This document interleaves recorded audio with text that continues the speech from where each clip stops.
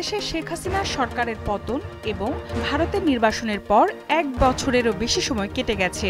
এই সময়ে আওয়ামী লীগের শীর্ষ নেতারা কলকাতার নিউ টাউনে গড়ে তুলেছেন নতুন এক জীবনযাত্রা। সকালবেলার নামাজ, জিমে অনুশীলন, অনলাইন মিটিং এর ফাঁকে কেউ কেউ সময় বের করছেন ব্যক্তিগত জীবন গোছানোর জন্য। ভারতীয় সংবাদ মাধ্যম দ্য প্রিন্টকে সাবেক তথ্য ও সম্প্রচার প্রতিমন্ত্রী মোহাম্মদ এ আরাফাত বলেন, বাংলাদেশ শেখ হাসিনার বিদায়ের পর থেকে অন্ধকারে নিমজ্জিত। আমার এখন একটাই লক্ষ্য, দেশকে আবার সঠিক পথে ফেরানো। 2024 সালের 5 আগস্ট ছাত্র আন্দোলনের পর আওয়ামী লীগের প্রায় 1300 ব্যক্তি ভারত সহ অন্যান্য দেশে নির্বাসনে রয়েছেন।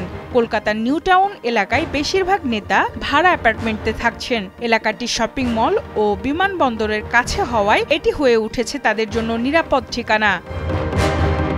সাবেক স্বরাষ্ট্রমন্ত্রী আসাদুজ্জামান খান কামাল নিউ টাউনে স্ত্রী ও কন্যাকে নিয়ে থাকেন। দলের বৈঠক ও ভারতীয় প্রভাবশালী মহলের সঙ্গে যোগাযোগের জন্য নিয়মিত দিল্লি যাতায়াত করেন। তার ছেলে সাফি মুদাসসির খান জ্যোতি বর্তমানে ঢাকায় কারাগারে আটক রয়েছেন। আসাদুজ্জামান খান কামাল সহকর্মীদের নিয়মিত আশ্বস্ত করে বলেন, আমরা এখানে বিশ্রাম নিতে আসিনি, বেঁচে থাকতে এসেছি, আবার লড়াই করার প্রস্তুতি নিচ্ছি। সাবেক কূটনীতিক হারুন আল রশিদ বর্তমানে কানাডার অটোয়াতে বসবাস করছেন। নির্বাসিত এই কূটনীতিক সোশ্যাল মিডিয়ায় মোহাম্মদ ইউনূস প্রশাসনের কড়া সমালোচনা করেন নিয়মিত।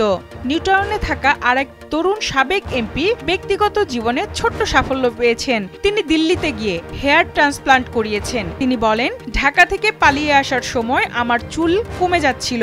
আমার স্ত্রী কয়েক বছর ধরে আমাকে চুল প্রতিস্থাপনের জন্য বলছিলেন, কিন্তু প্রথমবারের মতো এমপি হওয়ার কারণে আমি আমার নির্বাচনী এলাকায় এতটাই ব্যস্ত ছিলাম যে আমি কখনোই সময় বের করতে পারিনি। 2025 সালের জানুয়ারিতে তিনি দক্ষিণ দিল্লির একটি চুল প্রতিস্থাপন কেন্দ্র থেকে চুলের ট্রিটমেন্ট শুরু করেন।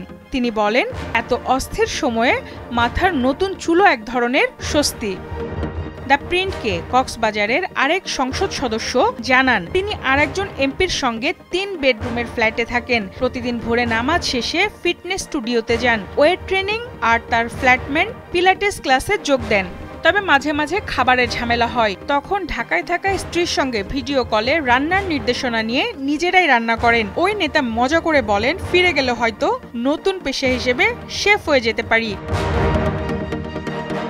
সম্প্রতি সংবাদ মাধ্যমে কলকাতায় আওয়ামী লীগের গোপন অফিস থাকার খবর এলেও প্রবাসী নেতারা তা অস্বীকার করেন। তারা জানান, প্রায় 1300 নেতাকর্মী এখানে থাকেন, তাই সবার দেখা সাক্ষাতের জন্য আলাদা জায়গা ভাড়া নেওয়া হয়েছে। তবে এটিকে অফিস বলা অতিরঞ্জিত হবে। ভারতের মাটিতে নিষিদ্ধ আওয়ামী লীগের রাজনৈতিক কার্যক্রমের বিষয়ে কড়া অবস্থান জানিয়েছে বাংলাদেশ সরকার। বুধবার পররাষ্ট্র মন্ত্রণালয় এক বিবৃতিতে ভারতে থাকা আওয়ামী লীগের সব রাজনৈতিক অফিস বন্ধ করার আহ্বান জানিয়েছে। এদিকে কার্যক্রম নিষিদ্ধ হওয়া রাজনৈতিক দল বাংলাদেশ আওয়ামী লীগের ভারতে দলীয় কার্যালয় খোলার বিষয়ে ঢাকার উদ্বেগের পর প্রতিক্রিয়া জানিয়েছে নয়াদিল্লি। ভারতের পররাষ্ট্র মন্ত্রণালয় বলছে, ভারতে অবস্থানরত আওয়ামী লীগ সদস্যদের বাংলাদেশ বিরোধী কোনো কার্যকলাপ বা ভারতীয় আইনের পরিপন্থী কোনো আচরণ সম্পর্কে ভারত সরকার অবগত নয়। সঞ্জিদা প্লাবনী, দীপ্ত সংবাদ।